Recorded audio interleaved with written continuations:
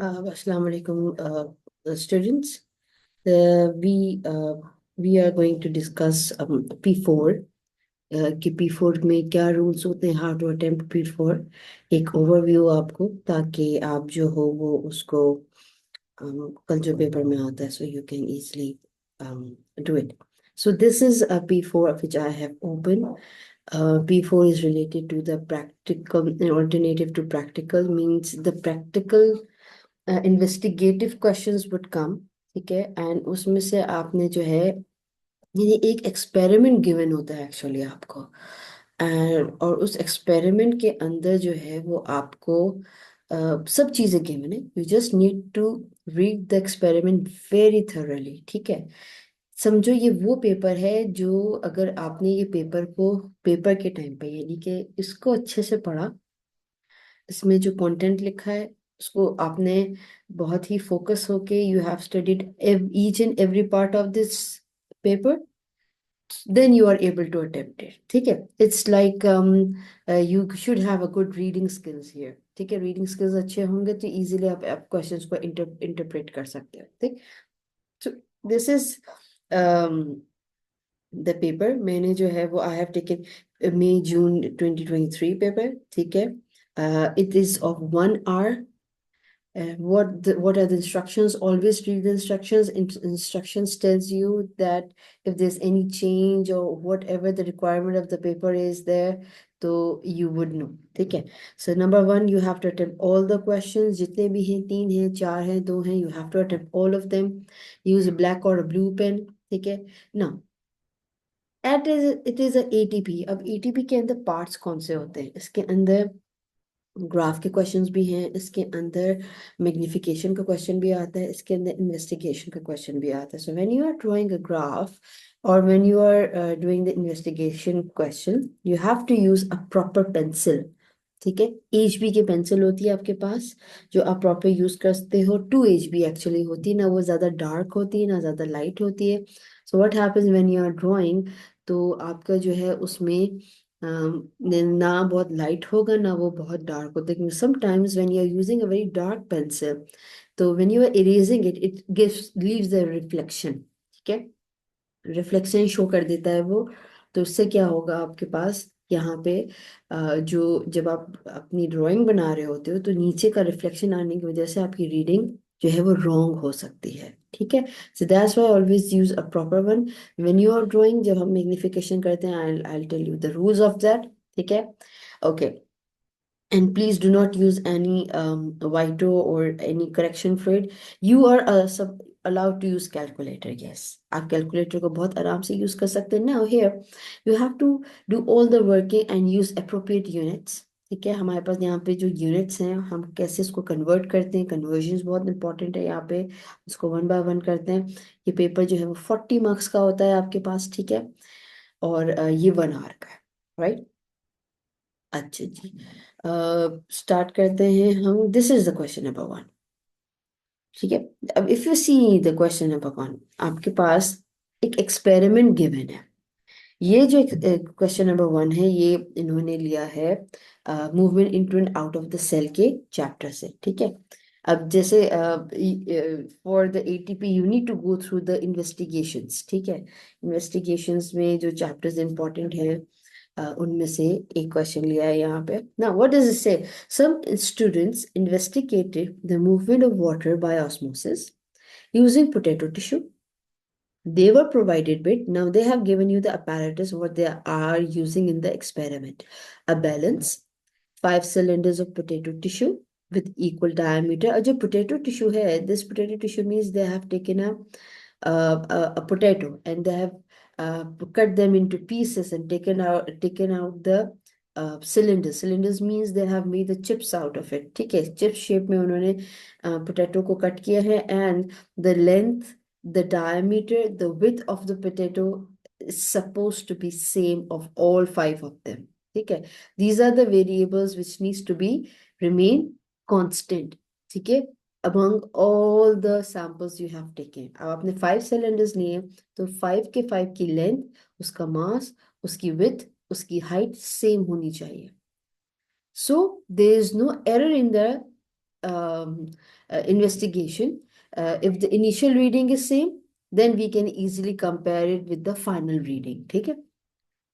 Now these are the factors which we have kept it constant. इसको हम कहते हैं variable. ये variables हैं, right?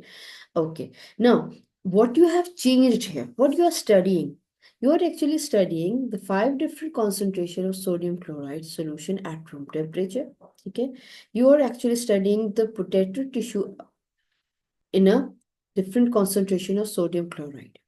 And they have given you temperature as well. Room temperature is also kept constant. Room temperature is between 20 to 25. Okay? So it means that temperature is also kept constant. They have taken 5 test tubes, a sharp knife, a white tile, a pen or a marker, and a paper towel. This is the apparatus which was given by the examiner. Now, this is a method, this is the methodology which they have followed to perform this experiment. Now, what is the methodology says? Label the test tube 0%, 2%, 4%, 6%, 8%. Means they have made different concentration of sodium chloride, as you can see the 5 test tubes. Okay, and they have labeled it as well. ये भी procedure चल रहा है. This is the procedure which is going on. Cut each of the potato cylinders so that each has a mass 3.0 gram. Means all the 5 cylinders which you have now are of same mass, that is 3 grams. 3 grams means this is your initial reading of the mass. Now place 1 cylinder of potato in each tube. Now put each potato cylinder in the respective tube, right? Add the matching concentration of the salt solution to each test tube so that the potato cylinder is covered as shown in figure 1. Dip the potato chips in such a way that they are, the water or the solution is actually goes ahead of it. Okay? All right. Now note the time and leave the potato cylinders in a solution for 40 minutes. Now they have given you a time interval as well. That is 40 minutes. You have kept the potato tissues here. After 40 minutes, remove the potato cylinders from the test tube. Dry each potato cylinder using a paper towel.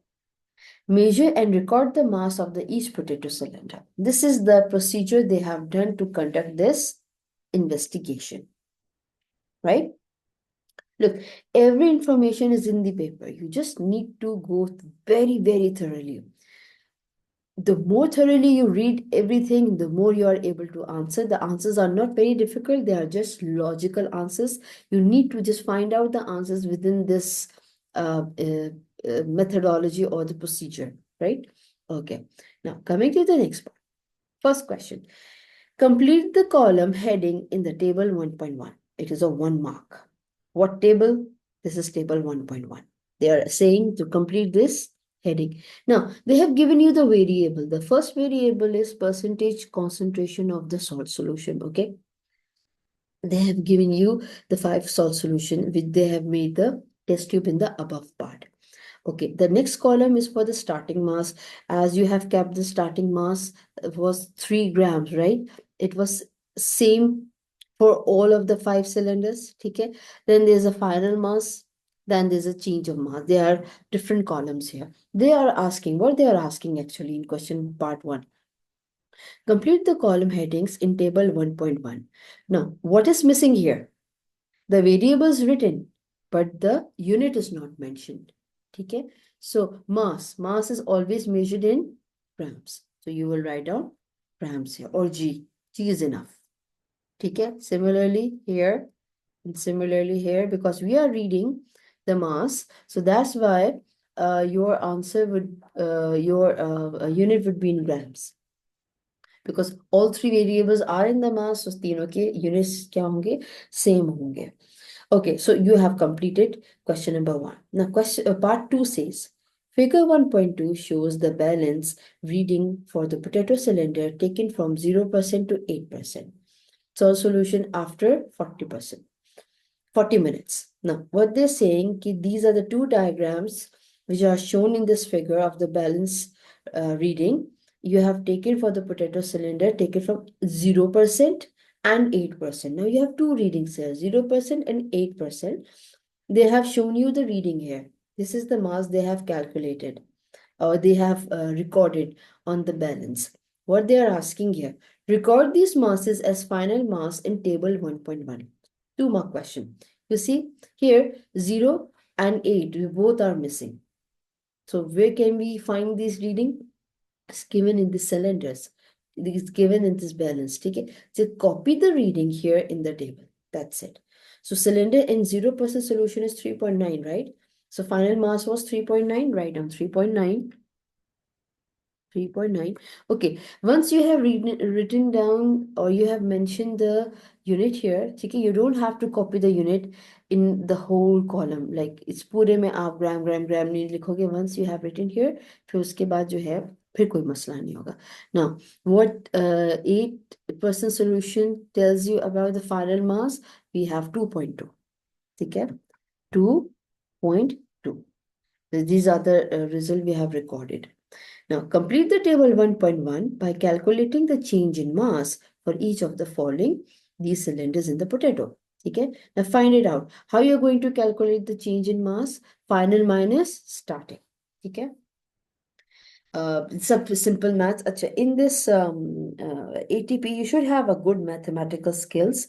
So if you are good with the numbers, it will be very easy for you to remember the formulas and stuff. So how would we find the change? We always find the change through detecting the final reading with the initial reading. So starting mass is the initial reading, final mass is given here. Okay?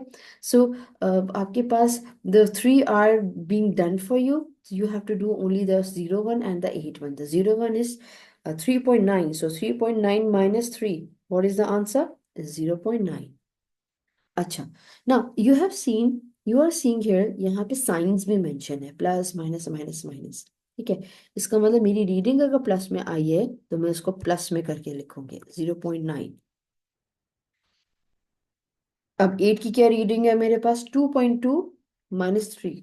तो 2.2 minus 3 क्या reasoning आई मेरी? Minus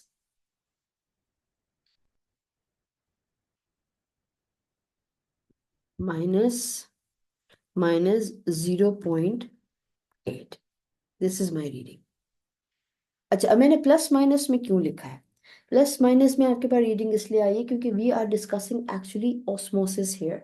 ठीक है. Whenever the length increases from the starting length or the mass increases, okay, from the initial point, it is always mentioned in with the plus sign, okay.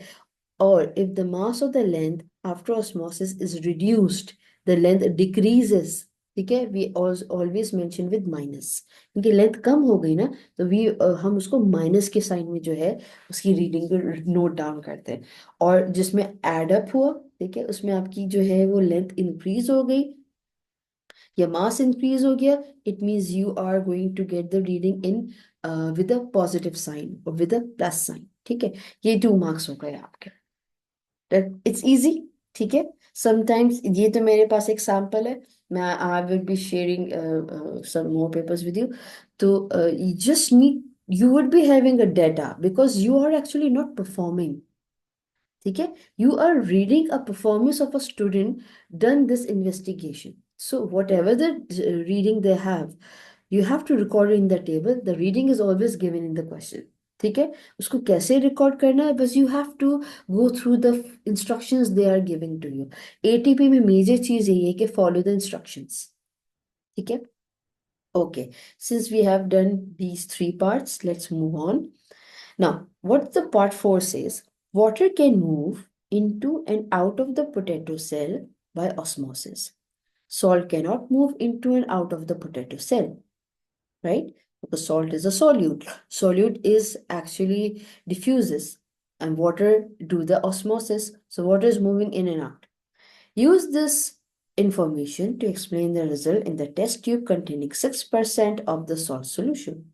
They're asking what has happened in the 6% of salt solution. Use this information. Which information? This is an information they have given to you. Okay? That the water is moving in and out of the potato by osmosis, whereas the salt cannot. Use this info ठीक है, in a test tube that is 6%. Now let's go to the table. 6%. 6%, what does it tell you? 6% starting mass was 3, final mass was 2.3, and the change in mass was minus 0.7. As I told you earlier, minus always indicate in osmosis that the cell has shrunk, the length has been decreased. ठीक है, when the length decreasing, it means that osmosis, what happened in the osmosis, water has moved out of the cell. Inside the potato was higher water potential as compared to the outside. That was 6% of the sauce solution. It means water always move from higher concentration to lower concentration. So water will move out from the potato into the solution which is outside. What would happen when the water is lost? The cell will shrunk. That is known as plasmolysis. Right? How you're going to write down? This is 2 mark question. You just need to tell what actually happened here. So where was the higher water potential? Right? I'm writing down the key points. Okay? Higher water potential was, okay, in potato. Then what would happen? Uh, uh, through osmosis, water lost, okay, into the 6%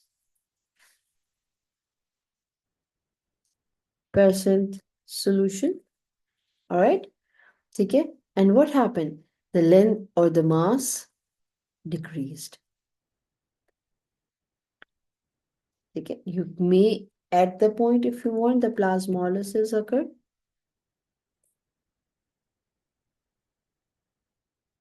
Right, you have to, अब यहाँ पे बताना क्या है आपको 6% में. Number 1, you have to tell where is the higher water potential, where the water direction would be, and what would happen to the mass. Has it decreased or had it increased? How did we know that the mass has decreased? Because the reading wasn't, the reading, no, they have asked you to, the reading was in minus. The reading was a high water potential. You can say at 6% salt solution, the potato mass was initially 3 grams, and when the final mass was recorded, that was 2.3. It means there was a decrease in the mass, and we got the changes minus 0.7. So due to the osmosis, the water has been lost, and the mass of the potato chip or potato cylinder has been decreased. Okay, this is how you are going to mention. Utilize the table values in your answer, but very precisely. You have given 3 lines, so try to write down your answer within 3 lines. Formulate your brain कि आप इस पूरी information को 3 lines में कैसे precise करोगे using all the key terms. ठीक है, ये जो आप लोग आंसर यहाँ साइड पे लिखना शुरू कर देते हो या इधर साइड पे लिखना शुरू कर देते हो, sometimes very hard to read and sometimes very unnecessary points you are adding up. Okay, so please be very precise, be very logical, be very scientific when you are answering. Okay, now next part, the 5th part, it says explain why it is important that all potato cylinders have the same mass at the start of the investigation. Why we have kept the same mass of all the potato cylinders? Why? Because so we can compare the result when there's any change that has been seen in the potato after the 40 minutes. See, कि length increase हुआ कि decrease हुआ? How would we know? If we will keep the starting point same for all of them, then we are able to see the difference. Either they have increase in the mass or decrease in the mass. तो इसका में key point क्या हो जाएगा? We will able to compare the final mass or change in mass. And it would give us an accurate result as well. Okay, it is a 1 mark, so 1 key point is enough for. देखो कैसे logical answer मैंने बनाया. Experiment जब हम करते हैं तो अपने माइंड में फटाफट आप एक लैब वाली सिचुएशन लेकर आ जाओ कि आप लैब परफॉर्म कर रहे हो, आपके सामने इसका सामान रखा हुआ है, you have all the apparatus. इससे क्या होगा कि the way you are imagining things, ठीक है, you would be able to put it in the paper. ठीक है, सो इस तरीके से आपके पास चले. देखो कितने लॉजिकल आंसर्स है. No need to become panic कि वो आपसे कहीं से कौन सी थ्योरी पूछ रहा है. All the answers are in the paper. You just need to follow the instructions which is given in the paper. Okay, let's move further. Now, the concentrations of the salt solution were made by using different volumes of 10% salt solution in distilled water. क्या बोल रहा है examiner ने क्या बताया आपको? The concentration of salt solution were made by the different volumes of 10% salt solution in distilled water. You had क्या कहते हैं मेजर आपके पास जो सोल्यूशन था वो 10% सॉल्ट सोल्यूशन है जिसमें डिस्टिल वाटर भी है. ठीक है, वो आपसे क्या बोल रहा है? एक आपके पास वॉल्यूम गिवन है, ये आपको क्या बोले? Calculate the volume of 10% salt solution, right? And distilled water needed to make 10 centimeter cube of a 4% salt solution. वो आपसे कह रहा है कि 10% सॉल्ट सोल्यूशन है आपके पास, उससे 4% सॉल्ट सोल्यूशन बनाओ. ठीक है, कितने वॉल्यूम का? 10 सेंटीमीटर क्यूब का. 10 सेंटीमीटर क्यूब का वॉल्यूम होगा. आपने उसके अंदर एक सोल्यूशन बनाना है. कौन सा सोल्यूशन? 4% सॉल्ट सोल्यूशन बनाना है. वो कहाँ से लोगे आप? 10% से. ठीक है, तो अगर आपके पास 10 सेंटीमीटर क्यूब का वॉल्यूम है, so how much distilled water you will take and how much 10% the salt solution you are going to take? कैसे पता चलेगा आपको? ये जो आपके पास 10% सॉल्ट सोल्यूशन है, ठीक है, आपको ये नंबर बता रहा है यहाँ पे. हमने 10% से कितना परसेंट सॉल्ट सोल्यूशन लिया? 4, राइट? ठीक है, हमने 4 लिया. और हमारे पास वॉल्यूम कितना है? 10%. तो 10 सेंटीमीटर क्यूब में से अगर मैंने 4 centimetre cube for example salt solution ले लिया, क्योंकि 4% ही तो है सॉल्ट. 10 में से 4 निकाला, कितना बचा? 10% सोल्यूशन मैं बनाना चाह रही हूँ, उसमें से 4% मैंने ले लिया, तो कितना पानी में और डालूंगी? मीन्स 10 - 4 कितना आया मेरे पास? 6. यानी कि अगर 4 सेंटीमीटर क्यूब जो है वो मैंने जो है वो लिया वो सॉल्ट सोल्यूशन, तो डिस्टिल वाटर मेरा क्या हो जाएगा? 6%, 6 सेंटीमीटर क्यूब. ठीक है, क्यों रीडिंग इजी है? क्योंकि मेरे पास 10 सेंटीमीटर क्यूब था. 10 सेंटीमीटर क्यूब का दोबारा बता रही, 10 सेंटीमीटर क्यूब का वॉल्यूम आपको बनाना है. इसमें से you have to prepare a solution of 10 centimetre cube from already given to you 10% salt solution and the distilled water. ठीक है, how much? 4% salt solution. You have to prepare a 4% salt solution out of 10% salt solution.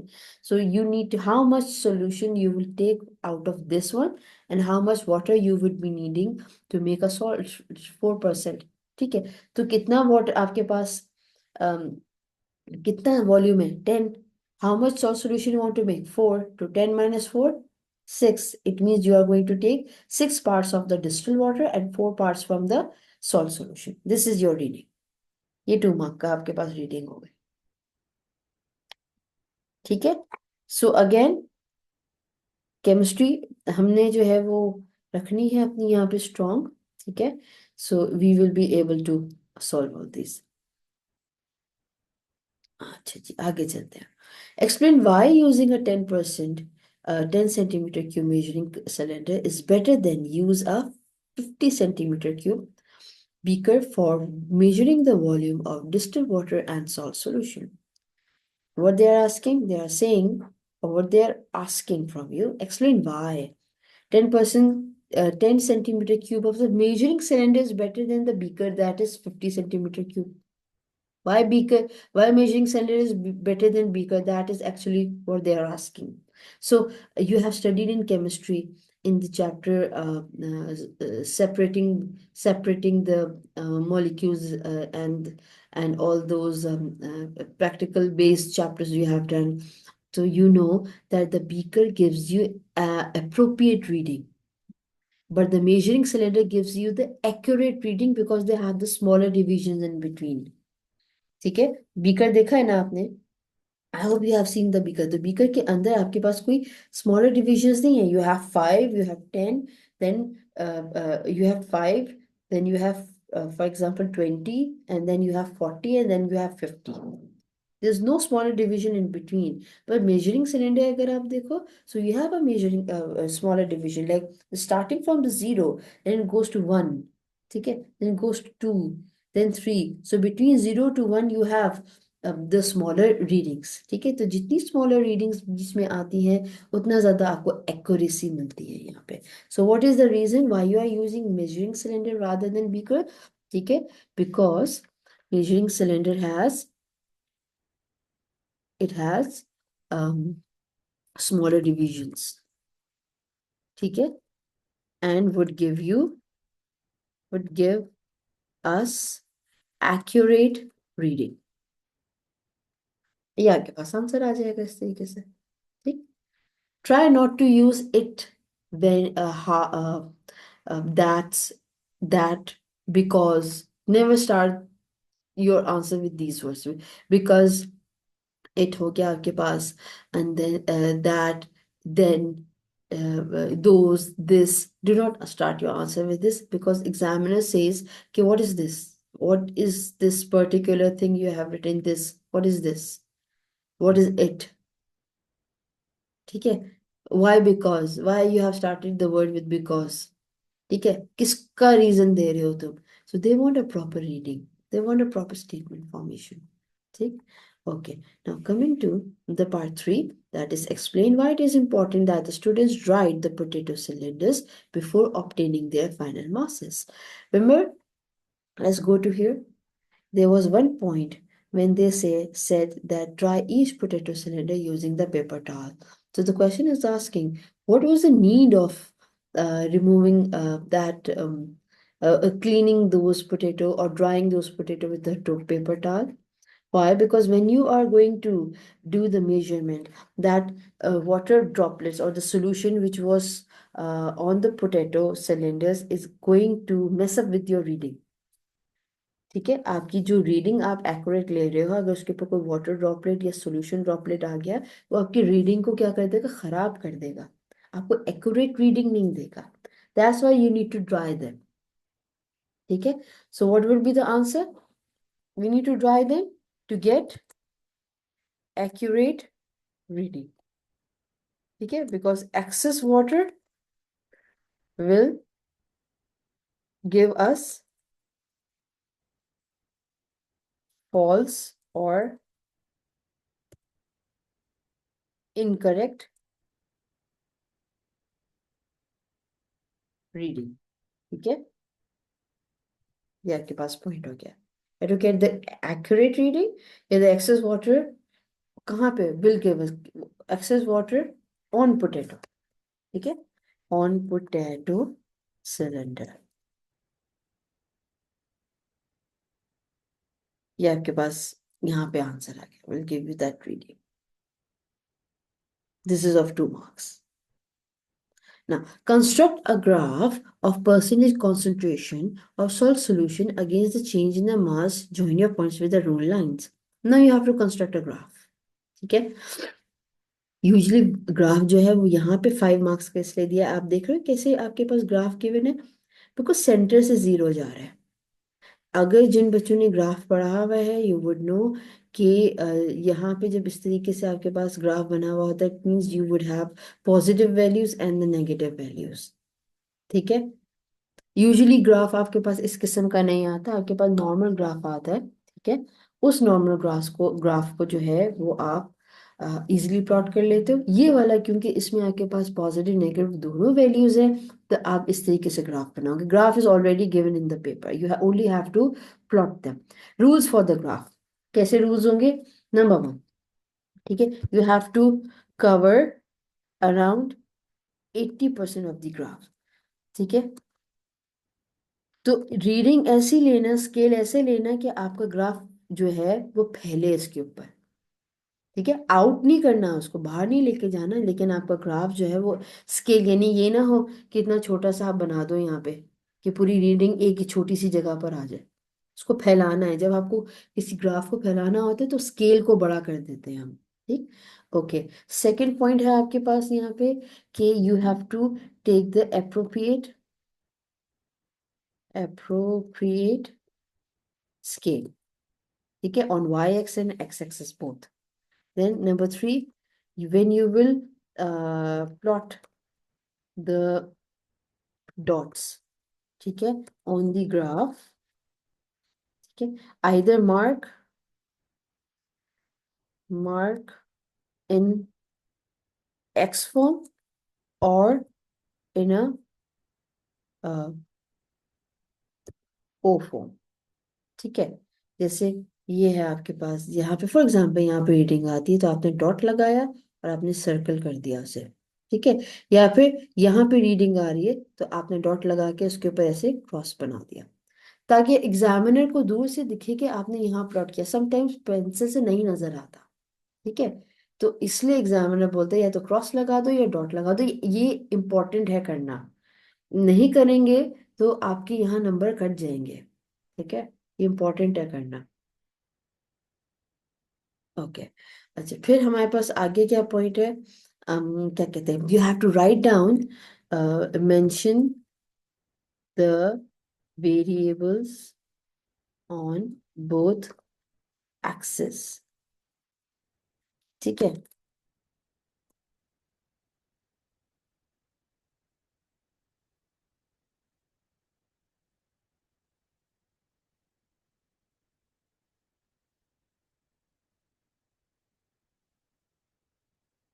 ठीक है? दोनों पे variables, यानी जिसके between तुम graph बना रहे हो वो वेरिएबल्स है ना, किसके बिटवीन बना रहे हो, जो तुम्हें क्वेश्चन में गिवन है, ठीक है। तो किसको आपने एक्स एक्सेस पे लिया, किसको आपने वाई एक्सेस पे लिया, ये आप मेंशन करेंगे अलोंग विद देयर यूनिट्स। ये यूनिट नहीं लिखोगे आपको नहीं मिलेंगे मार्क्स यहाँ पे, प्लीज रिमेम्बर दैट, यूनिट्स बहुत इंपॉर्टेंट होते हैं यहाँ पे, ठीक है।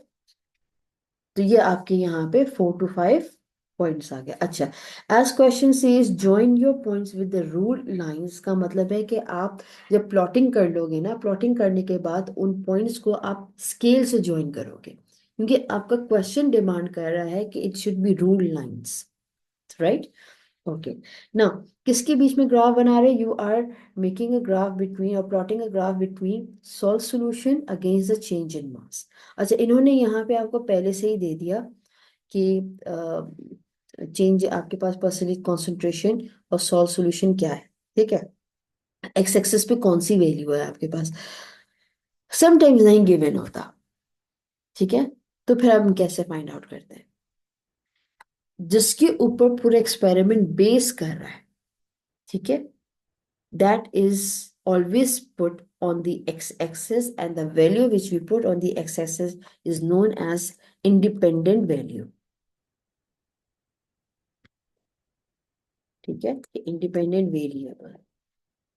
जैसे percentage concentration solution solve solution is independent variable, ये किसी पे डिपेंड नहीं कर रहा, ये एक सॉल्व सोल्यूशन है जिसके ऊपर हमने पूरा एक्सपेरिमेंट बेस किया, और इस परसेंटेज कॉन्सेंट्रेशन की वजह से मेरा मास चेंज हो रहा है, so there something which is dependent on it, ठीक है, which we always write on the y axis, हम हमेशा यहाँ पे लिखते हैं, ठीक है। तो आपके यहाँ पे क्या आ रहा है, चेंज इन, ऐसे कर देंगे, और उसके बाद जो है फिर हम इस पे इस तरह स्लैश डाल के ग्राम्स डाल देंगे, ठीक है, change in mass, and this is known age dependent value, ठीक है, dependent variable, this is your depend, ये नहीं लिखेंगे, ये तो मैं आपको बता रही हूँ कि जो वाई एक्सिस पे होता है उसको हम डिपेंडेंट वेरिएबल कहते हैं, और जो एक्स एक्सिस पे होता है it is known as independent variable, because later on there would be questions about independent dependent values, ठीक है। So you would know, you are able to identify, remember again, x axis पे independent value जिस पे पूरा experiment base कर रहा है, ठीक है, एंड वाई एक्सेस पे डिपेंडेंट वैल्यू जिसमें उस एक्सपेरिमेंट की वजह से जो चेंज, जिस जो फैक्टर डिफरेंट हो रहा है, जिस फैक्टर के ऊपर इफेक्ट आ रहा है, वो हम हमेशा वाई एक्सेस पे लिखते हैं, ठीक है। अब प्लॉट कैसे करेंगे, you have the readings here, this is a table given to you, ठीक है, you have percentage concentration 0 to 8, ठीक है, यहाँ पे आप लिख देंगे 0 to 8 कॉन्सेंट्रेशन आपने बना दी, ये आपका 0 हो गया, राइट। देखो 0 हुआ। फिर आपको, क्योंकि जैसे आई हैव टोल्ड यू कि आपने ग्राफ को फैलाना है, तो आप जैसे 1 2 3 4 5, फॉर एग्जाम्पल मैंने 5 स्मॉल बॉक्सेस लिए और मैंने ये सेकेंड रीडिंग हो गई 2। ठीक है। फिर इसी तरीके से 5 बॉक्सेस, 1 2 3 4 5, ये 4 हो गया। मुझे पता चल रहा है कि मेरा ग्राफ ज्यादा फैल नहीं रहा। 1 2 3 4 5 6। ठीक है। फिर 1 2 3 4 5, दैट इज 8। मेरा ग्राफ तो ये फिनिश हो गया। I was suppose to make the draw plot the graph to cover 80%। मैं इसको यहाँ तक कैसे लेकर आऊँ? मैंने 5 बॉक्सेस लिए थे, अब मैं इसको इंक्रीज कर दूंगी। Let's take 10 boxes. ठीक है। 10 बॉक्सेस में लूंगी तो क्या ये मेरे एंड तक आ जाएगा? यहाँ पे इजीली आ जाएगा। ठीक है। इस तरीके से मैंने क्या किया, अपनी रीडिंग को बना लिया। ठीक है। अच्छा, फिर आपके पास, अब क्योंकि तुम्हारे पास जो है, आपके पास जो है वो क्या कहते हैं, पॉजिटिव में भी रीडिंग है और नेगेटिव में भी रीडिंग है। So you should know how to draw a graph. ठीक है, how to plot on y axis. तो what is the smallest reading here? 0.5। What is the largest reading here? 0.9। अभी मैं सिर्फ नंबर्स को देख रही हूँ। ये 0.5 से 0.9 तक की मुझे वैल्यूज लेनी है। ठीक है। तो मैं ये वैल्यूज कैसे लूंगी? I am erasing this. ठीक है। ये मैं कैसे लूंगी यहाँ पे? आप देखो, पहले जो है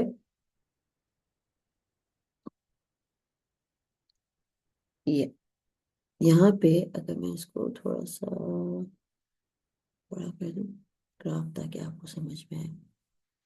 हाँ, ओके। यहाँ पे मैंने रीडिंग ली 1, अब 0.5 था ना, तो लेट्स टेक फ्रॉम 0.5। 0 मेरे पास पहले से गिवन है, 0 1 1 2 3 4 5, ये 5 है, इसमें मैंने 0.5 ले लिया। ठीक है।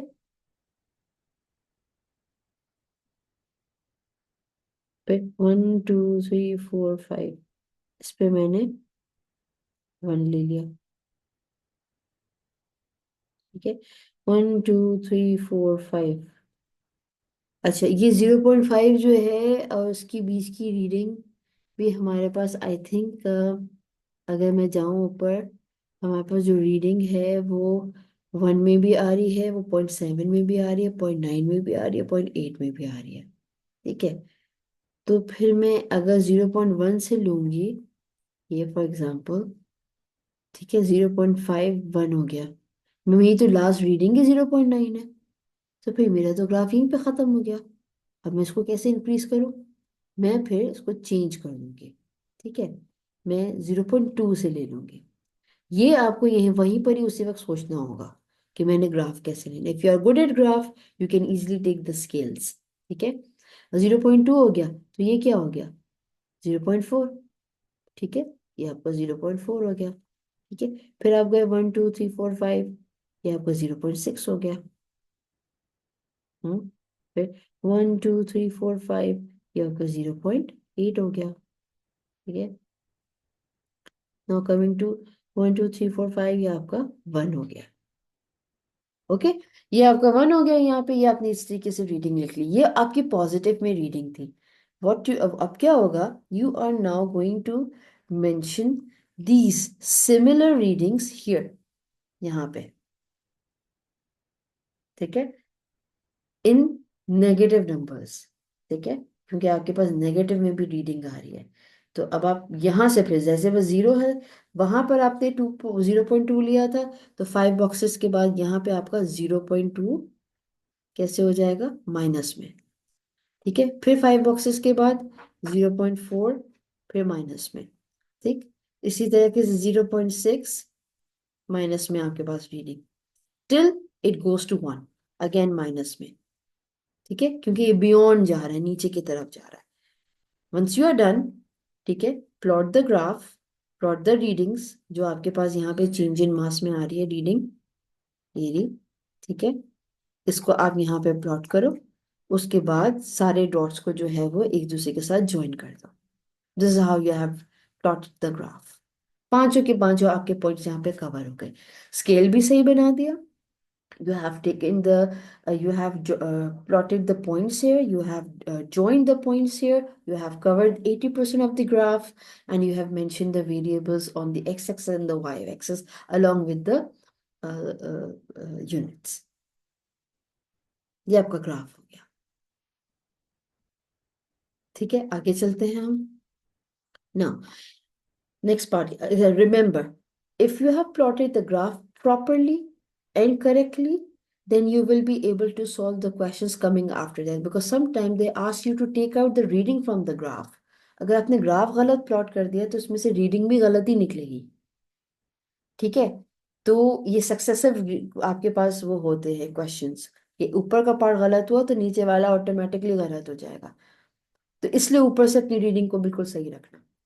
All right. Now, each potato cylinder has a starting mass of 3 grams. Use your graph to determine the final mass of a potato cylinder placed in 3% salt solution. Show your working on your graph. अब यहाँ पे graph के ऊपर आपने दिखाना है कि 3% कहाँ आता है। जैसे फॉर एग्जांपल हमने पहले जो रीडिंग ली थी, हम जो पहले स्केल बना रहे थे, वो 3% यहाँ कहीं आता है।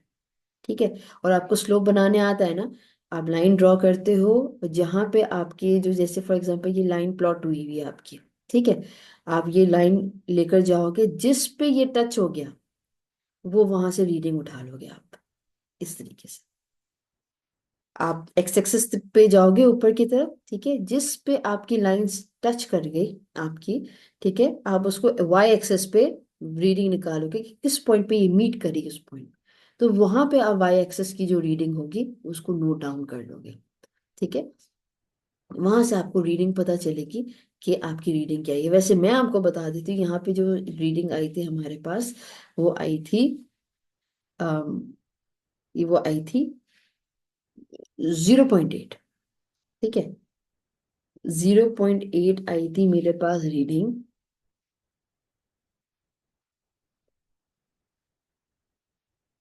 चेंज आया था मेरे पास। ठीक है, माइनस में आई थी हमारे पास रीडिंग 0.8। ठीक, ये मेरे पास ग्राफ से आया आंसर। अब मैं यहाँ पे वर्किंग भी शो करूंगी कि अब फाइनल मास क्या था। I know the change in mass, I got the change in mass is 0.8। ठीक है, and I have the starting value, starting mass is 3। तो फाइनल मास क्या होगा, मैं स्टार्टिंग मास को चेंज इन मास से माइनस करूंगी तो मेरे पास फाइनल मास आ जाएगा। ठीक है, तो क्या था मेरे पास स्टार्टिंग मास 3, फिर इसको मैंने माइनस किया 0.8 से, तो क्या रीडिंग आई मेरे पास, मेरे पास रीडिंग आ गई, I think it's 2.2 grams. I would write down the unit, grams. अच्छा, आप देखो यहाँ पे जब आपके पास ऐसी रीडिंग होती है and you have the space to do the calculation, you are suppose to show the working. Without working अगर आपने यहाँ पे डायरेक्ट आंसर लिख दिया, और यहाँ पे आंसर भी मेंशन करना जरूरी है। ठीक, अगर यूनिट लिखा है तो you will not repeat the unit here, you will just put the value.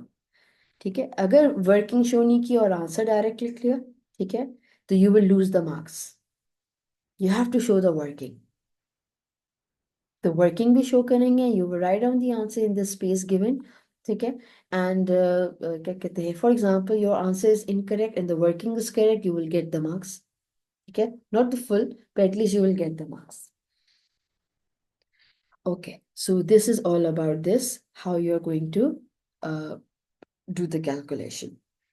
अच्छा, अब हमारे पास नेक्स्ट पार्ट आता है, ये मेजर पार्ट है जो 6 मार्क्स का क्वेश्चन होता है। ठीक है, in which you have to design an experiment. आपने अपने एक्सपेरिमेंट को डिजाइन करना है, खुद बनाना है। ठीक, तो एक्सपेरिमेंट डिजाइन करने के लिए you need to know what the apparatus you are using, what type of question they are asking। Her investigation का जो है वो आपके पास apparatus एंड जो प्रोसीजर है वो डिफरेंट होता है। लाइक फॉर एग्जांपल क्वेश्चन आपके पास आया, you need to test the enzyme activity, ठीक है, enzyme activity on a piece of meat। Design an experiment to determine the क्या कहते हैं activity of enzyme pepsin on a piece of meat। ठीक है, तो ये piece of meat का मतलब है कि I am talking about enzyme plus यहाँ पे बायोलॉजिकल मॉलिक्यूल्स भी आ जाएंगे। हाउ वुड आई नो कि सोल्यूशन के अंदर प्रोटीन्स थे, हाउ वुड आई इंडिकेट, मुझे तो नहीं दिख रहा, सोल्यूशन तो मेरे पास पूरा ट्रांसपेरेंट है। मुझे कैसे पता चलेगा कि प्रोटीन जो थी मैंने ऐड किए थे, अब वो जो है वो, या जो पीस ऑफ मीट जो था वो रिड्यूस हो रहा है या कम हो रहा है या ज्यादा हो रहा है, मैं उसमें ब्यूरेट रिएजेंट मिलाऊंगी। ठीक है। तो उस सिचुएशन के हिसाब से मेरा अपैरेटस चेंज हुआ। ठीक है, अगर पोटोमीटर है, you may find the potometer अपने आपका जो ट्रांसपोर्ट एंड फ्लावरिंग प्लांट्स है ना, उसमें जहाँ पे एंड हो रहा है उसके बिल्कुल लास्ट पेज पे जो है you have this potometer. Potometer actually transpiration, water loss को स्टडी करता है कि कितना वाटर लॉस हुआ है। ठीक। ट्रांसपायरेशन के आपके पास फैक्टर्स हैं, you are studying the wind movement on the transpiration. ठीक, तो उसका आपके पास अपैरेटस डिफरेंट हो जाएगा। You are studying about the limiting factor on the plant, तो उसका आपके पास अपैरेटस डिफरेंट हो जाएगा। ठीक है। हाइड्रोजन कार्बोनेट वाली रीडिंग, जब हम कार्बन डाइऑक्साइड को स्टडी करते हैं तो आपके पास जो है हम उसको इंडिकेट करते हैं सोल्यूशन के अंदर कि हाइड्रोजन कार्बोनेट के जरिए से indicator which tells you how much carbon dioxide is present in the particular solution. I hope you have studied in these previous class. ठीक है, ये सब कुछ बुक में लिखा, सब कुछ है आपके पास ऑलरेडी। तब इसलिए बुक में से इन्वेस्टिगेशन पढ़ेंगे तो यहाँ पे आपको थोड़ा आइडिया हो जाता है कि अपैरेटस कैसे यूज कर सकते हैं। ठीक, पूरा का पूरा आपका एटीपी बेस्ड क्वेश्चन बुक में नहीं है, लेकिन बुक के अंदर जो इन्वेस्टिगेशन आपको ये वाला पार्ट करने में हेल्प करेगा। अब मैं यहाँ पे आपको कुछ ट्रिक्स बता रही हूँ। ठीक, the question what they are asking, design an investigation to determine the concentration of salt solution in which the movement into and out of the potato tissues is equal। आपने ऐसी इन्वेस्टिगेशन बनानी है जिसके अंदर you would show that the movement of the water molecules are into and out of the potato tissue is equal. देखिए, जितने बाहर थे उतने अंदर थे। ठीक है, so how would you show the osmosis movement of water, you always show it through the solution you have made. अब नीचे क्या बताया उसने आपको, your investigation should be based on the method describe on page number 3, but using the change in length of a potato tissue, not the change in mass. This is page number 3. Okay, they have given you the whole procedure. They are asking that utilize the same apparatus, utilize the same methodology. ठीक है, but now they have, उन्होंने आपको क्या task दिया था, you were actually investigating on the change of mass। अब इन्होंने क्या सवाल दिया है कि you would repeat the experiment similarly, but now instead of the change of mass you will find out the change in length। तो यहाँ पे कौन सा पॉइंट है जो चेंज हो जाएगा आपके पास, यहाँ पे जैसे था कि cut each piece of potato so that each has mass 3 grams. ठीक है, आप यहाँ से मास हटा दोगे, आप लिख दोगे ईच हैज सेम लेंथ। ठीक है, and how would you major the length, using, कैसे, किस किस मेथड से आप मेजर करोगे लेंथ को, क्योंकि इसने तो इलेक्ट्रिक बैलेंस यूज किया था वेट को मेजर करने के लिए। लेंथ को मेजर करने के लिए क्या लोगे, either you will take the ruler, ठीक है, या measuring tape। This is the apparatus you are going to change here। ठीक है, यहाँ पे आपके पास क्या था लिखा हुआ है ना, बैलेंस, ये रहा बैलेंस, बैलेंस की जगह यहाँ पे आ जाएगा मेजरिंग टेप। ठीक, अच्छा, इन्होंने 3 ग्राम्स लिया है, आप भी लेंथ ले सकते हो, कितनी ली आपने। Now you have to fake the reading है, आपको हर रीडिंग यहाँ पे फेक लेनी पड़ेगी। ठीक है, क्योंकि आप एक इन्वेस्टिगेशन बना रहे हो ना, तो उसमें रीडिंग भी तो होगी, रीडिंग आप फेक लोगे। इन्होंने 3 ग्राम्स लिया था, आप फॉर एग्जाम्पल 3 सेंटीमीटर ले लिया। ठीक, बट रिमेम्बर, ठीक है, इन क्या कहते हैं, biology, you you never never never uses the unit centimetre, आपने हर हाल में उसको मिलीमीटर में कन्वर्ट करना है। तो what is millimetre, 1 centimetre is equal to 10 millimetre, remember this. ठीक है, ये आपके पास रीडिंग आ गई यहाँ पे, 10 मिलीमीटर। अब कन्वर्ट कर दो 3 को। ठीक है, 3 सेंटीमीटर की कितना हो जाएगा अब, 30 मिलीमीटर। तो ये आपकी रीडिंग आ जाएगी यहाँ पे। अब आपकी स्टेटमेंट क्या हो जाएगी, cut the each potato cylinder so that each has a length of 30 millimetre. ठीक है, ये आपके पास you have kept the time same, you have kept the temperature same, यहाँ पे भी लिखा हुआ है आपके पास keep in the room temperature, ठीक है। You have kept everything same, even the solutions are same, same percentages. What you have changed here, which variable you have changed? From change in mass, you are now studying about the length. ठीक ना। आपके पास क्या points होने चाहिए यहाँ पे experiment को design करने के लिए? Give full experimental day. First of all we want you to mention apparatus. आपका अपैरेटस यहाँ पे होना चाहिए। अच्छा, ये पूरी कहानी आप कैसे लिखोगे? आप लिखोगे पैराग्राफ में। How would you start? To to investigate the change in linen potato tissue, you will take this apparatus. ठीक है, how you will take, पहले तो आपने apparatus में बताया कि you will take 5 test tubes in which you will take the different salt solution of 0%, 2%, 4%, 6%, 8%. You have to tell the values कौन सी आपने सिर्फ ये नहीं लिख देना। You will take different salt concentration। कौन सी सॉल्ट कॉन्सेंट्रेशन तुमने डिफरेंट ली है तो बताओ, ठीक है। अच्छा, you have to give the numbers. आप एक्सपेरिमेंट कर रहे हो ना, तो आपको नंबर्स बताने हैं यहाँ पे। तो आपके पास पहला पॉइंट अपैरेटस का आ गया। फिर यू विल टेल कि you would use the knife, you will have the tile, क्योंकि पोटैटो के कैसे कट करोगे, ठीक है। मेन चीज यहाँ पे ये हो गई। फिर आप बताएंगे सेकंड पॉइंट होगा आपका variables. Which variables you have kept constant? इसको कांस्टेंट रखा है आपने, कांस्टेंट।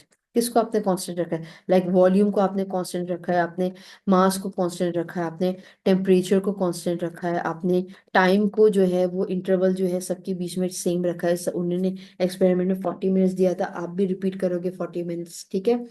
कांस्टेंट आपने रखा, ठीक। Even though you would take same species of a potato, ये भी बताओगे। ये नहीं है कि आपने जो है एक पोटैटो का सिलेंडर एक आलू से ले लिया, दूसरा दूसरा आलू से ले लिया, तीसरा तीसरे आलू से ले लिया, नहीं। You will take a same species, same potato, and then you will take out the pieces out of it, so there won't be any variable. आपको क्या पता आपने जो दूसरा आलू उठाया वो किस स्पीशी से बिलोंग करता है? We do not know that, ठीक है। तो हमारे पास क्या हो जाएगा? ये हमने वेरिएबल्स कांस्टेंट रख दिए, ठीक है। किस वेरिएबल को तुम डिटेक्ट कर रही हो? आप किसको स्टडी कर रही हो? कौन से वेरिएबल को आप टेस्ट कर रही हो? यहाँ पे आप टेस्ट कर रहे थे चेंज इन लेंथ, ठीक है, with different concentration of sodium chloride, ठीक है। ये वेरिएबल चेंज हुआ है आपके पास। Then you will tell the method how you have gone through, क्या किया आपने। फर्स्ट यू हैव पूरा लिखा हुआ है वहां पे आपके पास, ठीक है। आपने उसको पहले सॉल्ट सॉल्यूशंस प्रिपेयर किया, then you have cut the potato cylinders, how much you have taken 5, what is the length you have kept 30 millimeter, ठीक है। And then you will place it in a solution that should be fully dipped, and you have kept it at a room temperature for 40 minutes. 40 minutes के लिए means which what apparatus you have used for calculating the, or for noting down the time, that would be for that would be stopwatch, ठीक है। फिर after that you will take it out, you will dry the pieces, and you will उसके बाद ये आपने methodology कर दे, then you will record the result और reading, जो भी रीडिंग आई। अब आपने लेंथ ले लिया, कैसे आपने रिकॉर्ड किया? Using the ruler, you will note down the reading of all the 5 cylinders, ठीक है। एंड यू विल अच्छा record the reading and make a table to record this data। आपने इस पूरी रीडिंग को किस में डाला? आपने इस पूरी रीडिंग को टेबल के अंदर डाला, ठीक है। Then what you will do, then you are going to plot the graph. फिर आप ग्राफ बनाओगे इस पे। You have to mention these, क्योंकि आप एक एक्सपेरिमेंट बता रहे हो ना। आप किसी को बता रहे हो, फॉर एग्जांपल हम खाना पकाते हैं तो पूरा बताते हैं ना, ये इंग्रेडिएंट्स हैं, ये मसाला इस तरीके से बनाना है, ठीक है। उसके बाद हम देखेंगे कि भाई फॉर एग्जांपल अगर हम सालन बनाएं तो सालन का कलर क्या आया, रेडिश है, काला तो नहीं हो गया, जल तो नहीं गया, ठीक है। तो आप पूरी रीडिंग पूरा नीचे तक लेके जाओगे, फिर क्या किया, फिर क्या किया, फिर क्या किया। आफ्टर रिकॉर्डिंग द डेटा आप छोड़ थोड़ी दोगे, कैसे इसको इवेल्युएट करोगे? ठीक है, you are going to evaluate through the graph. Graph tells you कि what was the trend in the change in length, increase कब हुआ, डिक्रीज कब हुआ. इसी ग्राफ में से अब उसने आपको जो क्वेश्चन में पूछा था यहाँ पे कि you have to find out at which salt solution would give you the potato tissue is equal. Potato tissue is equal मतलब कि which potato hasn't shown any change or any change in the length. यानी ना वो decrease हुआ ना वो increase हुआ. Decrease का मतलब था वाटर लॉस, इंक्रीज का मतलब है वाटर गेन. इसका मतलब है कि अगर इक्वल था तो किस कॉन्सेंट्रेशन के ऊपर वो ना उसने वाटर को एब्जॉर्ब किया ना कम किया, यानी कि water potential was equal on both sides. In the solution and in the potato, it was equal. When there's a water solution equal, the water never moves. ठीक है, there's never a movement seen. अब यहीं पे लिखोगे through the graph we will find out that which potato cylinder has shown the equal number of or the no change they have shown. We will find it out through the graph. Once you have done, उसके बाद आप यहाँ पे एक line add करते हैं कि we will repeat the experiment. क्यों मैंने experiment को repeat किया? Experiment, ठीक है, for accuracy. क्या मेरी रीडिंग सही आ रही है कि नहीं? We will repeat the experiment. These are the how many variables now? 1 2 3 4 5 6 7 8. These 8 points should be mentioned in the 6 question mark. This 6 mark question. पूरी कहानी आप पैराग्राफ में लिखेंगे, कोई लेबलिंग में नहीं लिखेंगे, कोई हेडिंग नहीं होगी, कोई बुलेट पॉइंट नहीं होगी, कोई नंबरिंग नहीं होगी. And you will go with the flow. ठीक है, ये आपका 6 मार्क का क्वेश्चन हो गया. फिर नेक्स्ट क्वेश्चन क्या पूछा? Identify the dependent variable in the investigation you have recent. देखा यहाँ पे मैंने आपको पहले बताया था डिपेंडेंट इंडिपेंडेंट क्या होता है, यहाँ से आपने फाइंड आउट कर लिया. Change in mass. अच्छा, उसने बोला कि इन योर इन्वेस्टिगेशन में कौन सा था? Change in length. Change in length. ठीक है. अच्छा, now potato, next question, potato store starch. Describe a test to confirm the presence of starch. Include the observation of the positive result. Potato storage starch. So what test we do to check out the presence of starch? आप क्या बताओगे? We use iodine solution. ठीक है, that is the name of the reagent. How would you know that is positive or is negative? Positive होगा तो brown will turn into blue black color. It means the result is positive.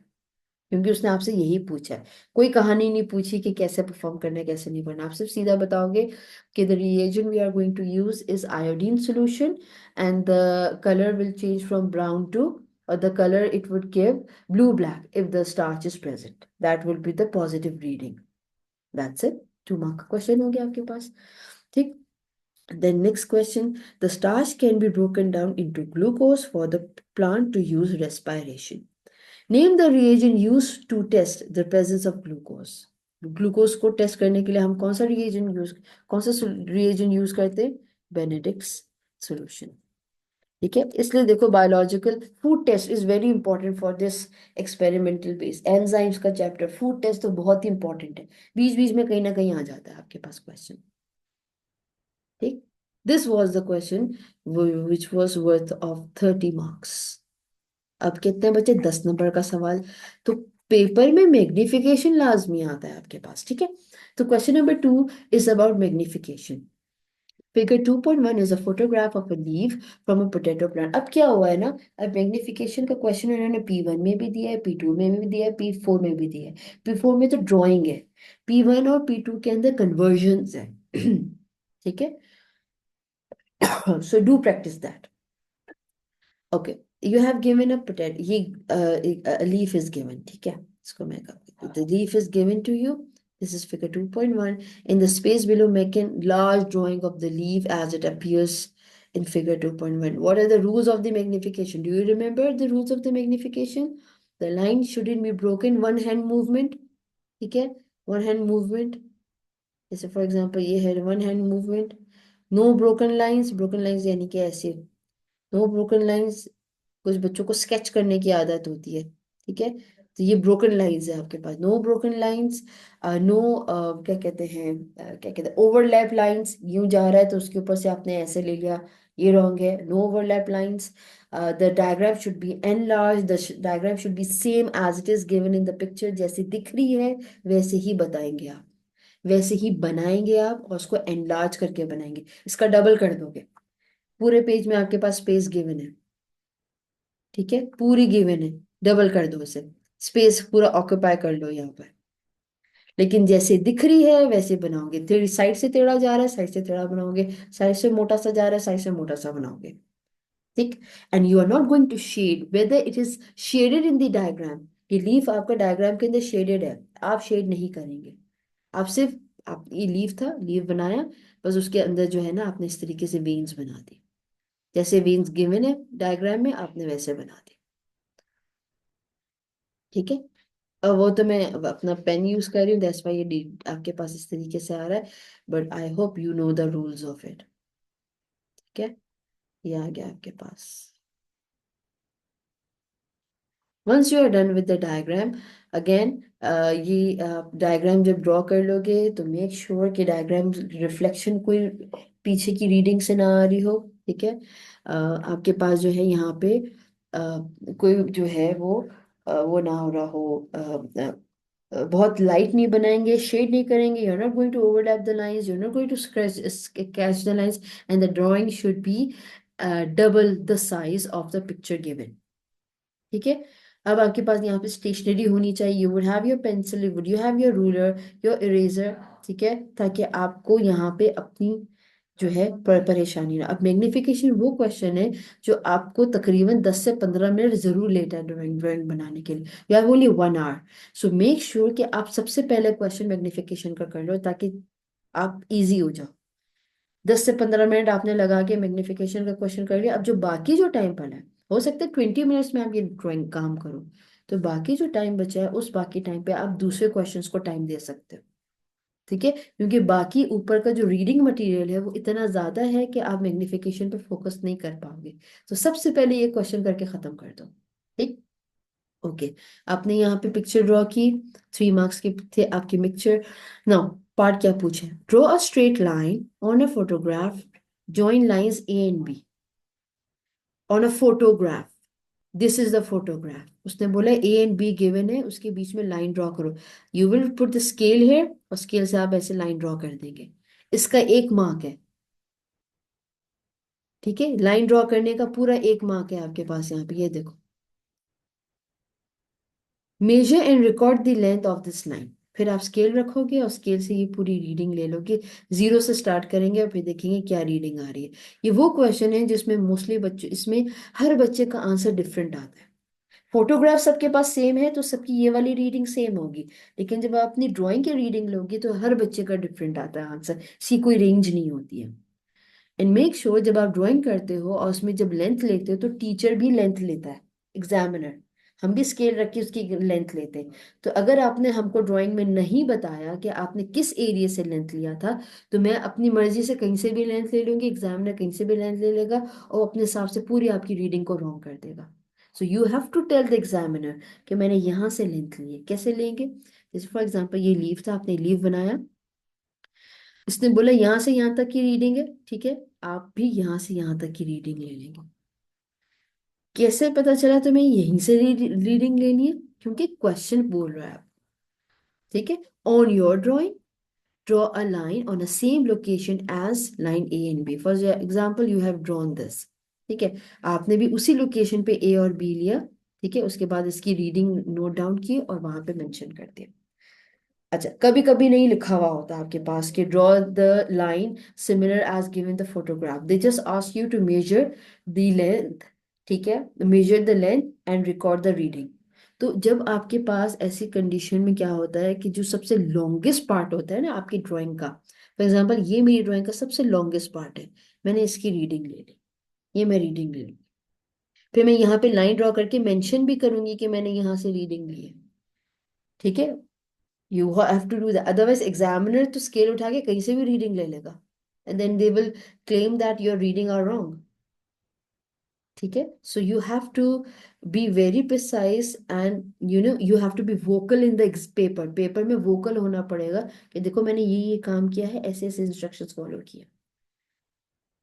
Okay, now once we are done with this, अच्छा जब आप reading लेंगे again, bio के अंदर rule, then you never take the reading in centimeter. It's supposed to be converted into millimeter. For example, आपके पास reading 7 centimetre आई है, तो 7 कितनी हो जाएगी?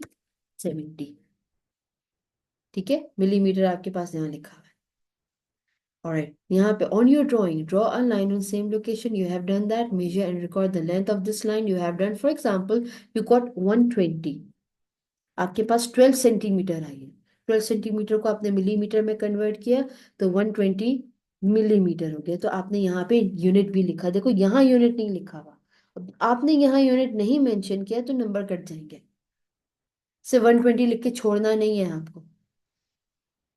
आगे चलते हैं। Use your measurement in 1 and 2 to calculate the magnification on your drawing and compare the result. The answer should have one decimal place space for the working, 2 marks and 1 mark for the space working, 1 mark for the answer. So formula क्या होता है magnification का?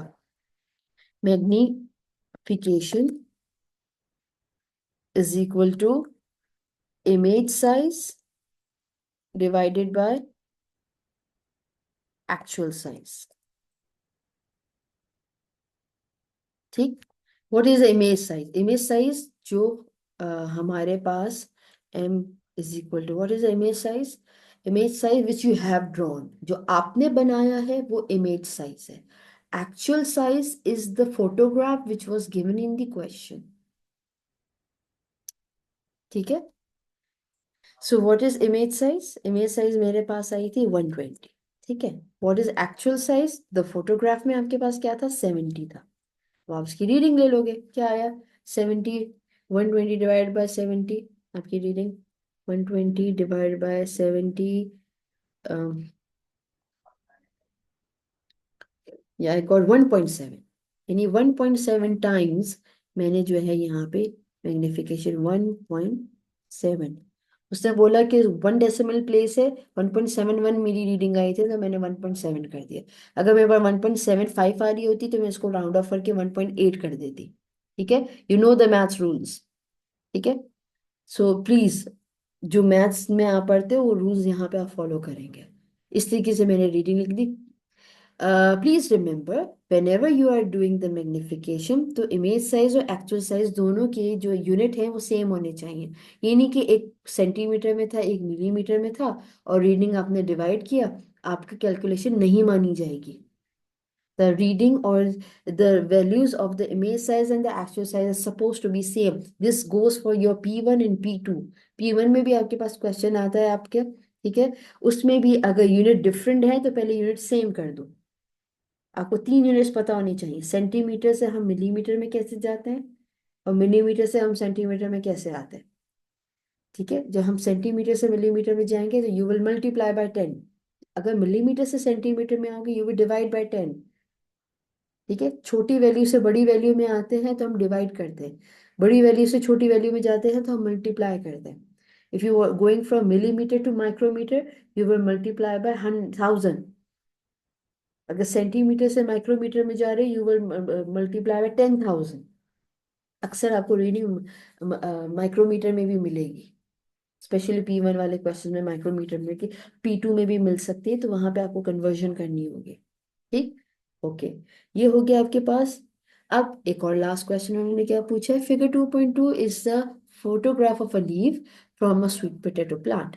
ठीक है, एक leaf दिया उन्होंने, what is the question? 2 mark का क्वेश्चन है। Describe one visible difference and one visible similarity in the picture और the structure of a potato leaf. ठीक है, between 2.1 and 2.2, this is 2.2, this is 2.1, दोनों में क्या डिफरेंस है, क्या सिमिलरिटी है, you have to tell. The word they have use visible, देखो बोल्ड है विजिबल। विजिबल का मतलब जो तुम्हें दिख रहा है, लंबा दिख रहा है, मोटा दिख रहा है, छोटा दिख रहा है, राउंड दिख रहा है, हार्ट शेप का दिख रहा है, जैसे भी दिख रहा है, you have to mention that. If you are writing down vascular bundles are present in both, can you see the vascular bundle here? No you can not, you can see the veins here. आपको veins नजर आ रही है लेकिन अंदर xylem phloem नजर आ रहा है क्या? No. Can you see both are green? यहाँ पे तो पेपर कलर ही नहीं है, तो कैसे पता चले बोथ आर ग्रीन? हो सकता है ये दोनों येलो कलर के होते हैं, राइट? सो जो विजिबल है पिक्चर में वैसे बताएंगे। तो फॉर एग्जांपल यहाँ पे मेरे पास डिफरेंस आ रहा है शेप का। तो जो मेरे पास फिगर 2.2 है, has a heart shape leaf, ठीक है? और whereas you know how to do the comparison, whereas that figure 2.1 was broader, ठीक है? वो थोड़ा सा ब्रॉडर था as compare to this one. Similarity दोनों में क्या? अब यहाँ पे सिमिलैरिटी, बोथ हैव स्टॉक, दोनों के पास स्टॉक है, ठीक है? बोथ हैव वेन्स, दोनों के पास वेन है। बोथ आर ब्रॉड, दोनों जो है वो ब्रॉड है, ठीक है? तो I can mention here for example, मुझे लगा कि बोथ हैव वेन्स, ये मेरा आंसर हो गया। This is how I have completed my ATP paper, ठीक है? ये तो मैंने एक सैंपल आपको किया है, मैं आपको एक दो पेपर भेज रही हूँ, इनमें से एटलीस्ट कोई एक पेपर जरूर कर लेना, ताकि आपको ये हो जाए प्रैक्टिस कि कैसे करते।